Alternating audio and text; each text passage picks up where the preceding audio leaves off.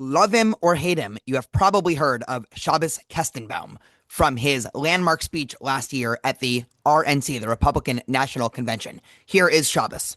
My name is Shabbos Kestenbaum. I am a proud first-generation American. I am a proud Orthodox Jew. And as of 5 months ago, I am the proud plaintiff suing Harvard University for its failure to combat anti-Semitism. I remember the day after Shabbos gave that speech at the RNC, I was actually teaching a college class on American Jewish history at the time. And to start the next day's class, I showed the class his 5-minute speech, not because I necessarily agreed, but because I think that it represents an inflection point, and he was really able to tap into a sentiment that I hear from many students on campus about how their politics have moved from being progressive/liberals to tacitly and then explicitly supporting conservatives and Republicans, because they are the only people who are willing to listen to Jews and what we are facing in terms of anti-Semitism, predominantly from the left. Here is another excerpt from his speech. The far left-wing tide of anti-Semitism is rising. But tonight we fight back. I am proud to support President Trump's policies to expel foreign students who violate our laws, harass our Jewish classmates, and desecrate our freedoms. One of the interesting things that you will soon hear from Shabbos on the podcast is that he once was a Bernie Sanders supporter and is still a registered Democrat.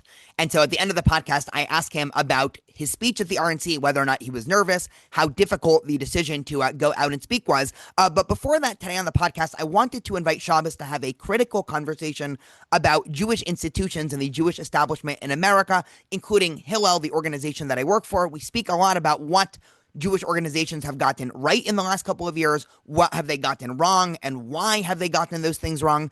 As you'll see, Shabbos has much criticism for the American Jewish establishment. Some of this criticism I share and have spoken about on the podcast before. Other parts of the criticism I push back, and we have a great conversation about that. We talk about Jewish organizations, we talk about Jewish donors and philanthropy, and where should people who want to help the fight against anti-Semitism and building Jewish community donate their money to. We talk about Chabad on campus, we talk about Hillel on campus, we talk about Trump, and much, much more. I hope you like, comment, and subscribe, and now I bring you Shabbos Kestenbaum. There's a bajillion things we can talk about. I've done a lot of episodes on anti-Semitism and anti-Zionism on campus. I think listeners might be a little bit bored with that topic at this point, but what I wanted to talk to you about is Jewish establishment, Jewish institutions, what they're doing right and what they're doing wrong. I've obviously worked for Hillel for the last 8 years.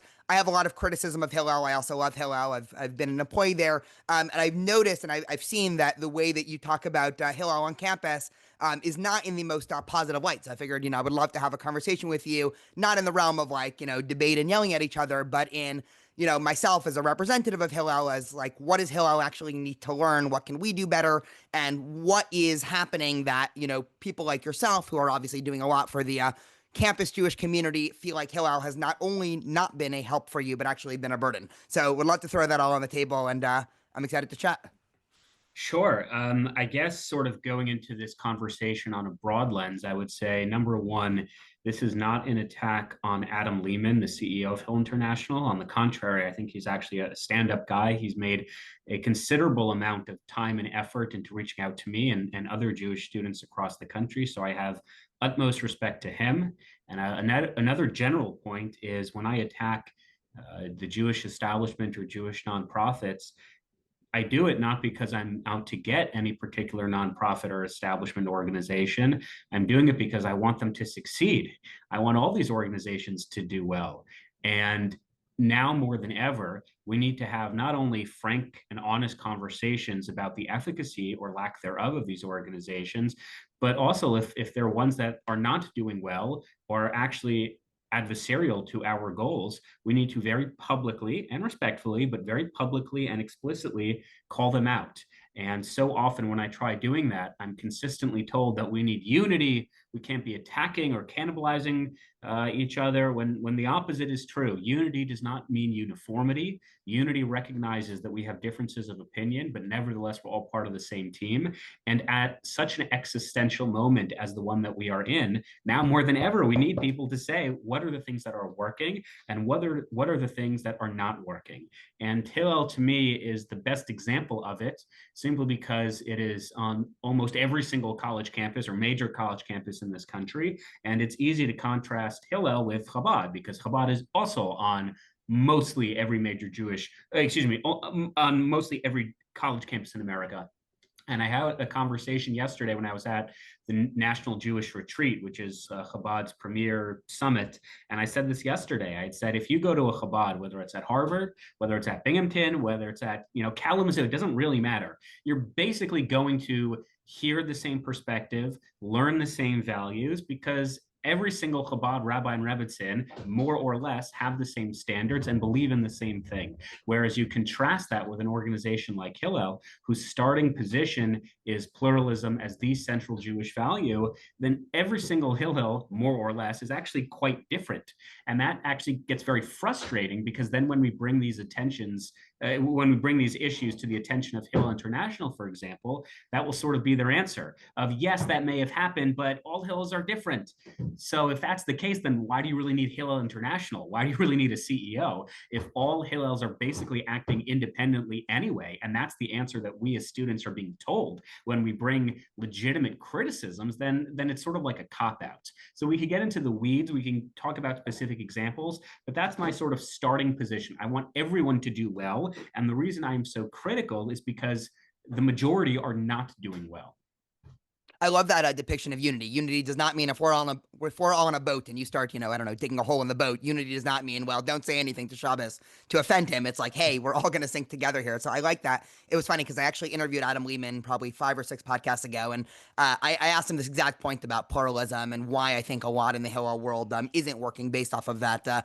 Exactly as you said before, it is an interesting thing with Hillel, because I very much appreciate the fact that Hillel is not cookie cutter, in the sense of the last thing I would want on a local level is for somebody in Hillel National or International to be saying, like, here's what you have to teach and here's what you have to do. I think it totally needs to be constrained by some bounds. I mean, to give an obvious example, which, nobody would disagree with, if somebody is a Jew for Jesus or a Messianic Jew and they apply to work for Hillel, there's no Hillel in the country that would say, oh, well, we're pluralistic. We can have, I don't know, Shlomo the Messianist, come here. I think Hillel needs to start applying those same rules to people that are not on board with Zionism. I mean, I think Zionism, to me, is an essential tenet of Judaism and Jewish community now.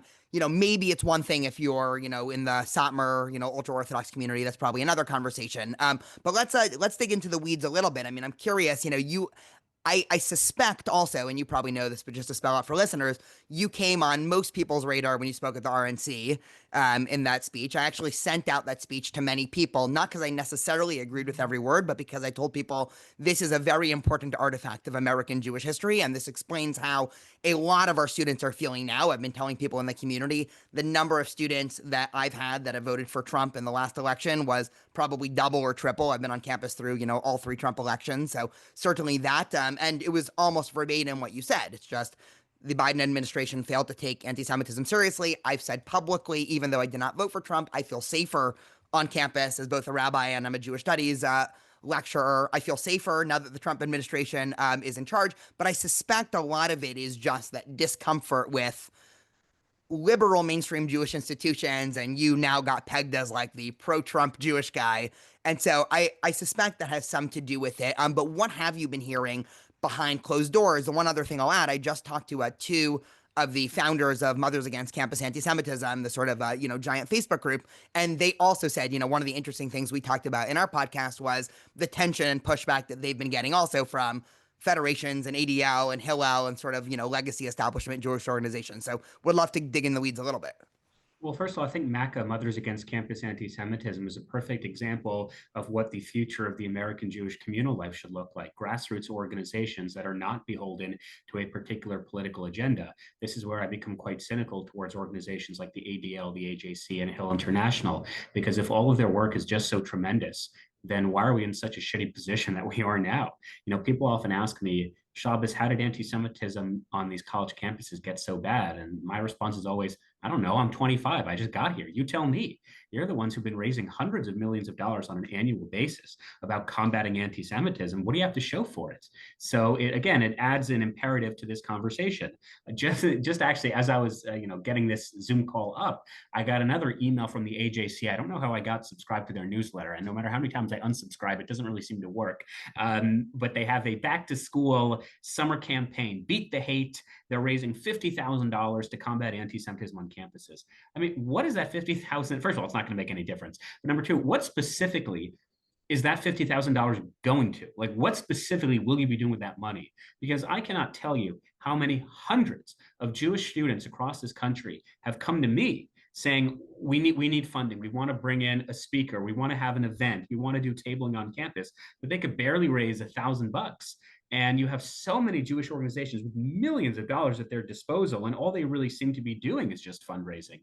FIDF, Friends of the Israel Defense Forces, again, is another good example of this, where they've raised so much money, and a significant amount of that money was going to overhead costs, it was going to salaries, it was going to first-class tickets. So there needs to be some type of DOGE, Department of Government Efficiency, on these massive Jewish organizations. That's number one. Number two, there are great organizations, Stand With Us, Israel on Campus Coalition, Mothers Against Campus Anti-Semitism, Chabad, that are newer, that are relatively smaller, and you can see the efficacy and the impact that they have had, not just on campuses, but really for the American Jewish community on a broader sense. So one of the greatest cultural shifts that the American Jewish community is experiencing post-October 7th is the fact that we don't really need the Federation, we don't really need the ADL, we don't really need the AJC to represent us, because A, they've done a pretty lousy job at representing us, and B, they don't actually have necessarily all of our best interests at heart.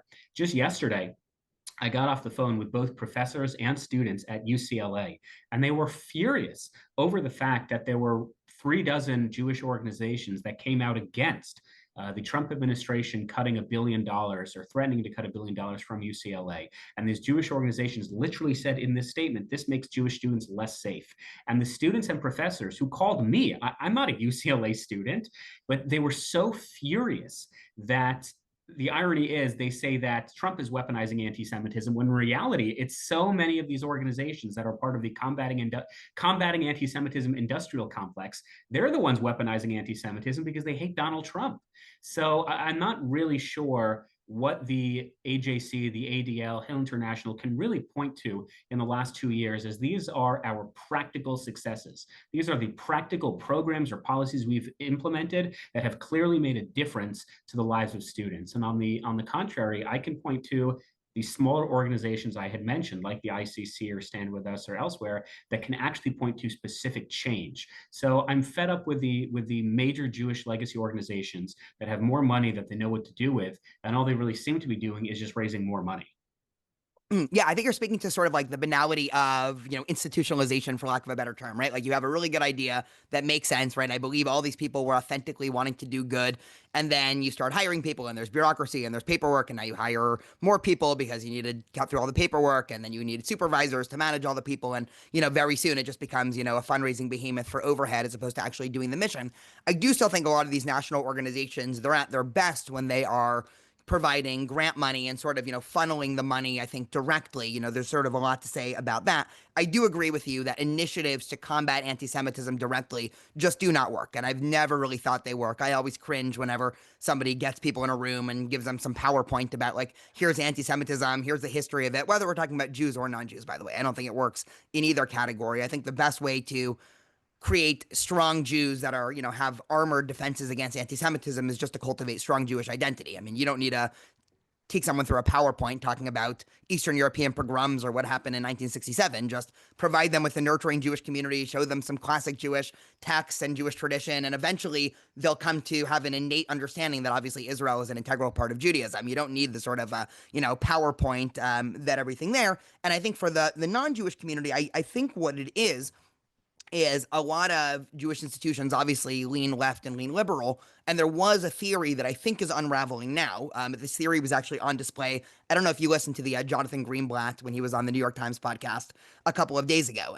And I think I would give him like a B or B minus. There was one thing that he said that left a very sour taste in my mouth, where he was very proudly trying to argue that the ADL came up with the idea of intersectionality long before anybody else did, because I thought that's specifically where a lot of these organizations have gone wrong, where they've lumped anti-Semitism and Jew hatred and anti-Zionism, they're really all just, parts of the same thing, in with every other form of hate. And that's just not the reality. I mean, anti-Semitism, hate is bad, in all forms, but the way that anti-Semitism manifests just can't be viewed in the same glimpse as how, say, racism or any of these other isms manifest, because it's so much more vast and multifaceted and conspiratorial than all of these things. And so I think that's where a lot of these organizations went wrong. And this gets us to the point where now, Hillel and, I don't think the ADL did this, but you have liberal institutions that their first intuition after October 7th were to say, we hate all anti-Semitism and Islamophobia in all forms, which I think is just sort of like the worst type of a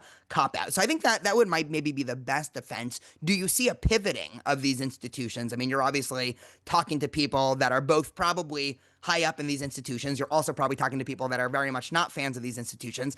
Is there a pivoting going on because of what you're talking about of like, hey, why have there been no concrete results here? And why are these other organizations? I'm always, stunned, and this is very much, to the praise of Chabad. Chabad does a ton with very little budget, versus, as you were saying before, other organizations have virtually no, a ton of budget and they don't have a lot to show with it. But are you noticing some change, or do you think we're just getting to the point where the American Jewish community is going to schism around, the institutions that have all the money and, these sort of, bottom up other organizations? It's a good question. I think I am noticing a pivot, but I don't agree that it's because of the reasons you listed. I think it really has to do with the re-election of Donald Trump, and realizing that if these organizations want to remain relevant, they kind of have to buddy with the White House and recognize that their way of intersectionality, for example, is really not popular in DC. And I won't mention their names, but actually just yesterday, I had a meeting with two White House advisors, and they were making this point to me. And I often tell them, if you want to, get the pulse of the American Jewish community, stop going to the CEOs of these organizations and just go directly to the American Jewish community. Hear from rabbis, hear from students, hear from lay leaders. Don't speak to the CEOs. So much of the Jewish political establishment is just an access club of who gets invited to the White House Hanukkah dinner and who gets their pictures taken. Everyone knew, for example, that the former anti-Semitism envoy, Deborah Lipstadt, was doing absolutely nothing. Literally did nothing. Everyone knew that Shelley Greenspan, the White House Jewish liaison, was literally doing nothing. And I'm not saying this because I'm a conservative. I became a conservative because of this. I'm a through and through liberal. I always say this, and I'll say it again to your audience. I voted for Bernie Sanders twice, okay? I volunteered for Jamal Bowman. I marched with Black Lives Matter. I marched at the Supreme Court when Roe v. Wade was overturned. I was 9 years old when I knocked on doors for Barack Obama. I'm a through and through liberal. And in fact, before I was at Harvard, I did 1 year of Queens College. I was the Hillel president. Okay, I was Mr. Pluralism. I did everything a good liberal is supposed to do. And not because I was expecting to receive anything in return. I just genuinely believed in these things. And what radicalized me, what made me this conservative MAGA fascist that they all think I am, is because I saw how incompetent so many of the Jewish leadership was and is. And it bothers me to no end that the response has been to just like disinvite me from the dinners and to just like disinvite me from the galas and make me persona non grata. Because A, it's not about me. And B, you're totally missing the point. You know how many students and rabbis and professors have told me in a personal capacity, thank you for doing this. And can you please, write on your Twitter these experiences that have happened to me because I don't want my name out there? That bothers me to no end, that people feel that they cannot provide constructive criticism in the public market of ideas because they don't want to be blacklisted. As I said, Deborah Lipstadt did nothing. This is not an exaggeration. In fact, I don't mean you, but tell me what she did do. That would be much easier. She did nothing. We had tried getting the Biden administration to understand what was happening on our college campuses because we did not think that he knew. And it turns out we were right because he was functionally dead. We tried getting Shelley Greenspan or Deborah Lipstadt to vocalize what was happening so that they could push legislation. Chuck Schumer lied to our faces by saying that he was going to push for a vote for the Anti-Semitism Awareness Act. And very few of the Jewish nonprofit were pushing for it. And they just allowed Deborah Lipstadt and Shelley Greenspan and Doug Emhoff and, yeah, Joe Biden to get away with it. People were not willing to write op-eds. People were not willing to protest. People were not willing to galvanize students and go to DC because they wanted to play the access game. They were more interested in ensuring their invitations to the White House Hanukkah dinner than ensuring Jewish students were not being physically assaulted. And take this from the guy who, when Jewish students were physically assaulted, turned to. Why was I the person that was asked to go on Twitter and speak on their behalf? Because now the criticism I get so often is I'm the self-declared spokesman of the Jewish student community, when that's not true. And I'm not a spokesman. I don't want to be a spokesman. But when you have a culture whereby young people don't want to be blacklisted from going to conferences or speaking on panels, that is a tremendously damning indictment on the Jewish nonprofits. And I know for a fact that, I don't know how many listeners you have on this podcast, but even if you have 1 million listeners, no one in the Jewish nonprofit space is really going to reach out, with exceptions, and there are great exceptions. You know, just on the top of my head, the ZOA, Mort Klein, the OU, Rabbi Diamond, Stand With Us. I see there are really, really good exceptions, don't get me wrong, but as a whole, the biggest legacy organizations have been so profoundly disappointing. And it bothers me that this is, now a conservative talking point. It's easy to discredit me because, Shabbos is a Trump guy, so of course.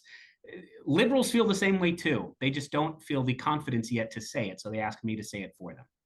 Yeah, I'm still a begrudging liberal. One, I do totally agree with you. I sort of do have the confidence to say it. I'll also say, whenever I do galas, I know you're in Southern California now, you are always invited. So I will say that publicly. If you were, it was funny. I'll just tell one story, right? The day of the election, I think before the results, I get on a Zoom call with Jewish leaders across Southern California, a mixture of rabbis and people from Federation and what have you. And they asked me, what's sort of the pulse on campus. I work mostly at UC Irvine, but I also do some teaching at Cal State Long Beach, and I also work at Chapman and Cal State Fullerton. So I have, my hand on a couple different campuses. And I sort of said, I'm like, listen, there are a lot of students that are thinking voting for Trump. And, okay, we have a lot of Persian students. My wife is Persian, so I'm very, familiar with the Persian community in LA. Okay, of course, they're all going to vote for Trump. A lot of Israeli students are going to vote for Trump. But what I was surprised on is you had non-Orthodox Ashkenazi students that were voting for Trump, which my background's from the modern Orthodox world. So again, it tends to be more right-wing. But I was talking to female Reform students that present as non-binary that were voting for Trump because of anti-Semitism. And I sort of said this to the group. And I remember somebody, I obviously won't say their name, asked me point blank, there's probably 30 people in this Zoom meeting, all, leaders of something. And they said, what are you as the head of Hillel at UCI, what are you doing to essentially stop that or convince them? And I took a step back and I'm like, well, that's not really my job. I understand it. It was a tough choice for me. I told them, I'm like, I didn't end up voting for Trump, but it was a serious question. And, I still don't know if I made the right decision by not voting. And they were so upset. And they essentially said, something to the extent of, I'm sure that if some of our grant donors knew this, they would, question funding this. And this was, to me, all the epitomization of what you're saying. With all of the criticism you have, if you became, either a consultant or if tomorrow you accidentally wake up and you're the, CEO of the Federation, what immediate actions do you take? Or say people are listening to this. I'm gonna, there's a ton of Hillel professionals that listen to this, but even beyond, if you, Federation people or ADL people who also listen to this, if they agree with you, what steps would you take? Is it, really do some Doge thing and fire 2/3 of the people? Is it, yes. Okay. So walk us through what concrete steps you think can be taken. Sure. Let me say two things. First of all, if I become the CEO of the Jewish Federations of North America, or really any federation, something has gone seriously wrong, and you should fire me. The second thing I would say, just to compliment what you were saying, I believe it was Tablet Magazine that documented, or at least reported, that there was a dramatic drop amongst Jewish Ivy League students as it pertains to how they identified liberal or conservative. And whereas it used to be, I believe it was 2/3 of Ivy League Jewish students would call themselves liberal, during the presidential election, it just dropped dramatically. And I'm, of course, one of those people who self-identified as liberal, were very proudly progressive. And the first people to call for an intifada were the ones who introduced themselves with preferred gender pronouns and take knees for Black Lives Matter. So we are seeing, to your point, we are seeing Jewish students across the board are becoming increasingly more conservative. And as I said, it's a result of being let down, not just from the political establishment in the United States, but also the Jewish communal leadership, people who were supposed to be the adults in the room and really abandoned us. One particular anecdote, and I obviously won't mention names, an individual who worked at Harvard Hillel, he or she is a person I respect, I have a good relationship with, but this person told me about 4 or 5 months into my lawsuit, and they said, Shabbos, we really like what you're doing, and someone needs to call them out publicly, but I hope you can appreciate that as an institution, as Harvard Hillel, we can't publicly combat the anti-Semitism in the way that you're doing it because we have to worry about our long-term sustainability. And the moment the institution becomes more important than the people it is supposed to serve, then that institution really does not have much credibility or legitimacy to serve any longer. So that's just one particular anecdote that comes to mind. In terms of what I would do if I was the head of these organizations, first of all, yes, I would carte blanche fire off the bat a third, maybe even more than a third of the staff. The overhead costs at so many of these Jewish organizations are insane. And many of these organizations, in fact, all the organizations are nonprofits. You can actually look up what the salaries are. So I would cut staff left and right. I would cut salaries left and right. You go into the nonprofit space because you believe so much in that value and in that mission. That doesn't mean you should be living below the poverty line, but it also means you should not be making what Jonathan Greenblatt and Stephen Weil and Ted Deutsch are making. I think it's unconscionable. And again, these are people I respect, but let's call a spade a spade. There is no legitimate argument in an era when so many young students are struggling to fundraise that your salary should be that much. So that's the first point I want to make. The second point I would want to make is if you're a donor out there and you want to support Jewish students, just support them directly. I get you won't get a tax rebate and that might complicate your end of year charitable givings, but why go through the middleman? If the whole point of a federation is just to cut grants, why use them? Just go give it directly to students. There have been WhatsApp groups that have propped up in the last year and a half. Again, this is one of those cultural shifts post October 7th, whereby I would say either representing a student who's asked me to speak in their name, or the student themselves would say, I'm at making up a university, and this is the particular program I do. The Hillel budget either doesn't want to do it, the Chabad budget is limited, I need $5,000, and within 24 to 48 hours, there will be private individuals who fund that money directly, like literally will wire you the money. Again, can they use that as a tax write-off? Probably not. So I get if you want to use your tax write-off, go through JF&A. But if that's the reason why you're donating to JF&A for the tax rebate, that's not a particularly powerful argument for JF&A. And again, as I said in the beginning, I want all these organizations to succeed, but they have to very publicly and articulately explain what it is these organizations do and why they should continue to be receiving the money that they are in an era where so many young Jews are upset at the direction these organizations have gone through. And about a year ago, I had written on my social media, on my Twitter, a unscientific, relatively rudimentary poll that I had taken. This was roughly, I think it was 120 students that I had surveyed. Friends of mine, students who were in leadership positions. So they either sued their universities, they were speaking on national media, or they've testified in front of Congress. And I very, again, it's not a scientific study. I very rudimentary just texted them saying, hey, give me a list of the Jewish organizations that you think are helpful, that you can say, yeah, they really made a difference. And ADL was not listed. AJC was not listed. Hill International, I think maybe got 1 or 2 votes. And again, to his credit, Jonathan Greenblatt reached out to me and said, this is so important. What can we do to get on that list? So again, credit to Jonathan Greenblatt. But there was an organization, I won't say which one, but a major one that did not appear on the list. And they emailed me saying, we're curious, did any of these Jewish student leaders mention our organization? I said, no, but I'm happy to set up a Zoom call or a meeting whereby you can speak to them. And they never responded to me.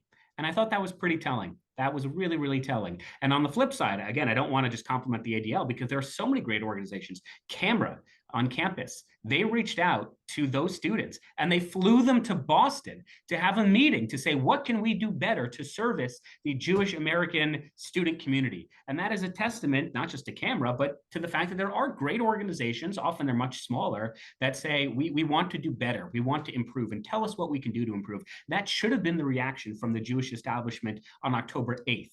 Instead of having emergency campaigns and raising more money for programs and resources that evidently don't work. And by the way, to sort of channel my inner Ronald Reagan, if you're a Jewish donor out there, or you're a CEO and you're watching this podcast and you're thinking, what are you talking about? My question is very simple. Is the American Jewish community better off today than we were on October 6th? And if the answer is yes, we're just as well, then continue to donate in the same numbers for the same programs. But if the answer is actually, I think anti-Semitism has gotten worse, and I think Jewish students are not receiving the support that they need, if that's your answer, then stop giving to the organizations, stop giving the amount that you're giving to those organizations, or if you want to continue that giving, ask them to clearly explain what are you doing with the money and who are your students being impacted. This is not me trying to trip up the organizations or having a gotcha moment. This is what any credible consultant for any company would do. Tell me, what are the dollars being used for? And if that organization can't tell you, then that is certainly not an organization you would want to give your money to. I agree that the money should be going, lower down on the rung. I would say, and I don't think I'm just saying this because of my obviously, biased position as being a Hillel rabbi, that money to local Hillels or local Chabads, this is sort of the same thing, assuming those Hillels are doing well, and same with Chabad, that goes directly to providing students with food or resources for their own events. And so, it is sad to me that there are Hillels that are not willing to support students that are do any number of things that I think are important. And again, to get back to, I think, your frustrating thing with Hillels are all different, right? So, a student's experience at, whatever Hillel in the Midwest is going to be very different than if a student's been at UC Irvine, where I've been the last couple of years. I totally agree with you in terms of the funding of anti-antisemitism. Anti-antisemitism does not work, right? You need to be proudly Jewish and cultivate Jewish identity. We cannot, both with Zionism and anti-Semitism, we cannot section that off and say, well, we have, 1 hour of Zionist programming and 1 hour of anti-antisemitism programming. It all needs to be this fluid part of Jewish identity to the extent where there's no difference. I always say this on the podcast, but growing up in a religious Zionist modern Orthodox community, we never had any Israel or Holocaust education. Now it's funny because in the non-Orthodox community, so much is, there's a year of Holocaust education, assuming you go to a non-Orthodox day school, and a year of Israel or Zionist education. We never had that. It was just assumed that everybody would love Israel if you spend all your time learning about Jewish history and Jewish identity and halacha and Jewish law and Jewish thought and everything there. I do want to try to take, I don't know if I fully agree with the argument I'm about to give, but in the, attempt to defend the intuition of a place like Harvard Hillel to say, like, hey, we can't join your fight publicly. Again, I would need to think more if I fully agree with this, but let me try to give the best defense. What I would imagine is, listen, there are going to be students that come to Harvard next year and the year after and the year after, and working with the administration is crucial to being able to, say, get rooms on campus or extra funding, or if orientations on Yom Kippur, to telling them, like, hey, we can't do that. And so these connections in some utilitarian long-run way are going to be necessary to the point where we don't want to sort of use all of our social or political capital on this one moment, especially if there are people that are anyway going to be doing it. So sort of, okay, we'll take a backseat to this. We'll let people like yourself and, the Trump administration smooth over the real problems there, and we'll kind of almost play both sides, right?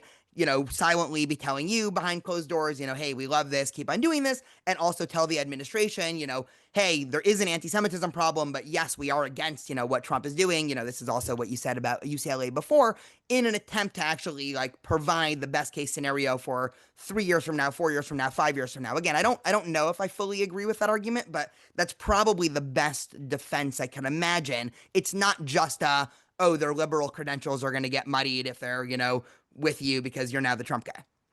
Sure. Well, first of all, I want to be clear that I'm not attacking Harvard Hillel. And in particular, when I was at Harvard, we did not have an executive director, which was a bad time to not have an executive director. They now do have an executive director, Rabbi Jason Rubinstein of Yale. And he's tremendous. I have, obviously I'm not at Harvard anymore. I graduated, but I've only had positive interactions with him, and I think he's doing a great job. As I said, when I was there was no executive director, which really made the issue so much harder. So in terms of the point you're making, I don't think it's an either or. I don't think it's collaboration versus destruction. But I think there should be more tendency to caution, to fall on the side of Jewish students over the institution. And a good example of this, let's use Harvard as an example, is Claudine Gay. So Claudine Gay gives the congressional testimony on December 6th, saying that you can call for the genocide of Jews depending on the right context. I mean, the whole congressional hearing is a disaster start to finish. She's asked, can you guarantee the safety of incoming Jewish students? And she gives a 5-minute disquisition abhorring racism, which, what? And to me and to many other Jewish students, the immediate reaction is someone like this, who does not have the ability to unequivocally call out the genocide of Jews, is someone who's really not befitting the role of the Harvard presidency. We're talking about, I think there have been 30 presidents in the totality of Harvard's existence or something. Someone like Claudine Gay is so clearly incapable of doing it. And the response of an organization like Harvard Hillel was, well, we want to work with her and we want to work with diversity, equity, inclusion, and talk about ways that she could better understand us. I mean, she's a grown woman. She's the president of a major university. It's not like she's a second grader who needs to hear diversity training. She made that decision on her own. And sometimes we need to be willing to call out bad leaders and bad decisions, even if it makes us institutionally uncomfortable. And I thought that was a ball that the Hillel really, really fumbled. As I said, the institution can never be more important than the people they serve. And on the contrary, I think this is why Chabad has become so popular, whether you're Orthodox, conservative, Reform, even some anti-Zionists. There's actually a great article about how I'm forgetting which campus it was, but a Jewish BDS activist actually goes to their, maybe it was Muhlenberg, goes to their Chabad on Friday nights. And that is because Chabad is very, very clear about what their principles and statements are, irrespective of which Chabad on campus you happen to find yourself on.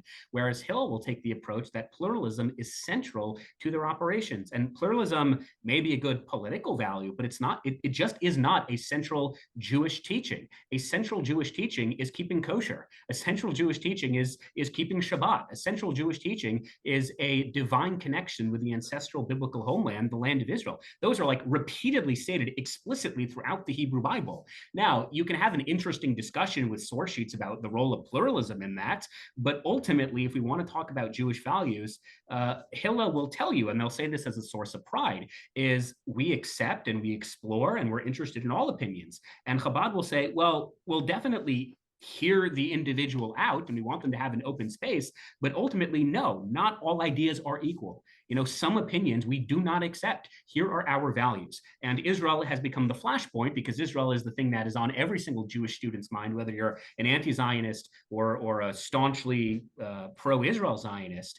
And Chabad will say, we support the land of Israel. We support Jews wherever they may be. And if a student says, I want to film I want to screen a Palestinian documentary, or I want to have a J Street representative come to speak to the Chabad, they will say no. And a Hillel will say, yeah, of course. And again, a Hillel will say, and that's a good thing because we should be able to have those conversations. And I'm not saying don't have those conversations. I'm saying you can have those conversations literally anywhere else, except for this institution that is very clear about what their politics, their religion, and their values are. And I think open-mindedness is great, but not so you are so open-minded that your brain falls out. Yeah, I would say it depends which Hillel. I mean, I could say, at the Hillel I work at, we would never have that. And ironically, because I'm such a obviously pro-Israel Zionist person, I mean, I, put out weekly podcasts mostly talking about Israel or I mean, before October 7th, it was, talking about Jewish topics. But, as many listeners have reminded me, they're like, all your content now is about, Zionism and Israel, because that's just what speaks to the moment. It actually counterintuitively, like you said about the BDS are going to Chabad, it's actually attracted some anti-Zionist students to coming to Hillel because what they say is like, well, we know if we just don't want to bring it up, we just won't talk about Israel or Zionism. And if we do, we know that you represent, some Zionistic approach. They know I'm willing to have conversations with them. And so, what I always say is, I think, Chabad is inclusive. Hillel is pluralistic in the sense of, and I think Hillel actually needs to fight against the, anything goes pluralistic urge, because we already do that. I mean, again, this is all, the length of the Overton window. I mean, the Jew for Jesus example is obvious. We would never allow, no Hillel in the country would ever allow a Jew for Jesus missionary to give the drush on a Friday night dinner and talk about how, Jesus can be found in this week's Parsha. the same way, we should just be unequivocal. Nobody who is an anti-Zionist should be able to do that. It doesn't mean you're not invited to Shabbat. It doesn't mean we're not going to give you matzah if it's Pesach. Like, fine, take matzah. I don't care if you're, very religious, you're an atheist, you're a Zionist, you're anti-Zionist. And so I think Chabad has gotten that right. One or two more just quick questions. I told some students I was talking to you. I know we set this up pretty quickly, but the question that the most people wanted me to ask you was, how difficult was the decision for you to speak at the RNC and give that fiery speech? Incredibly difficult. Even now, I'm still a registered Democrat. And if you watch my speech, it's only 4 or 5 minutes long. I don't even endorse Trump. I mentioned his name once, and it's in passing. I endorse Trump's policies to X, Y, Z. I went to the Democratic convention the next month. I was there in person, and I said, you don't want me to speak because I'm a MAGA fascist. That's okay. Here's a list. I gave them a list of a dozen young progressive Jewish students on college campuses who've experienced anti-Semitism. And I said, don't allow the Republicans to be the only ones to talk about it. Have a Jewish student speak for 2 minutes. And they said no. I tried sort of saving my own party from itself. And that's why I opened this conversation by stating, yeah, I'm a Trump guy and now I'm a conservative, but that's because of my own party so badly fumbling the ball. I won't say his name, but when I got offered to speak at the Republican convention, first of all, I thought it was a prank call, and I actually didn't respond. And they called me back 3 days later and say, no, like this is real. But I didn't want to do it. So I called a friend of mine who's a Democrat in Congress. And he or she said, in the same way you, Shabbos, go on Fox News, and you're uncomfortable with going on Fox News because you're not a conservative, but nevertheless, you will realize how important of a platform it is. So too, you would be a fool. This is what this Congress member told me. You would be a fool to not speak at the Republican convention because you have an opportunity, you have a platform to speak in front of millions of people and talk about what Jewish students are experiencing. So it was difficult. And I wish that the Democratic convention would have had a Jewish student as well.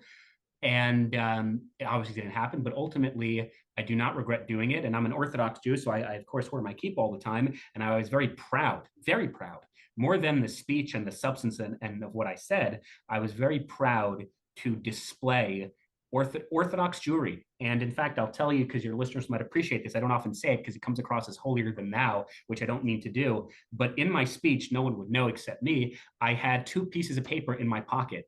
And one of them said, Bishvili Nivra Olam, and the other said, Banochi Efer Va'afar, which is what the Talmud, the Hasidic masters teach us to say, the world is created for me, and I am but dust and ashes. And we have to hold those 2 tensions together. And I put those 2 pieces of paper in my pocket while I was delivering this speech in front of Trump, in front of millions of Americans watching at home, because I felt this is not about me, and it's not about the 15-minute fame. It's about the message, and it's about amplifying and ultimately safeguarding the American Jewish community. It's a good thing you didn't accidentally pull out one of those papers instead of the speech. It would have been, the whole, all of politics might have been different. I know you have to run, but Shabbos, thank you so much. I will say, if you ever do want to come to any of the Hillels in Orange County, we would always love to have you for Shabbat, to schmooze, to talk to students. So, there are still many Hillels that value your voice and, would love to be in community with you. So thank you again. Great. Thank you so much. I appreciate it. Take care.